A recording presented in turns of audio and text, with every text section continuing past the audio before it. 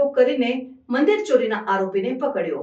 કાયદા અમલમાં એક રિમાર્કેબલ પ્રગતિ તરીકે દાહોદ પોલીસે ડ્રોન ટેકનોલોજીનો ઉપયોગ કરીને મંદિર ચોરીમાં સંડોવાયેલ એક શંકિત વ્યક્તિને સફળતાપૂર્વક ઝડપી લીધો છે। ડ્રોન દ્વારા કેદ કરવામાં આવેલી લાઈવ ફૂટેજનો ઉપયોગ કરીને પોલીસે આરોપીને ટ્રેક કરીને પકડવા માટે સમર્થ થઈ, જે સુરક્ષા અને ગુના રોકવા માટે અપનાવવામાં આવી રહેલી નવીન પદ્ધતિઓને દર્શાવે છે। આ ઓપરેશન કાયદા અમલમાં આધુનિક ટેકનોલોજીના અસરકારક ઉપયોગને દર્શાવે છે, જે કાયદા અમલના એજન્સીઓને વિસ્તારોને વધુ અસરકારક રીતે મોનિટર કરવા અને તાત્કાલિક ઘટનાઓ પર પ્રતિસાદ આપવા સક્ષમ બનાવે છે।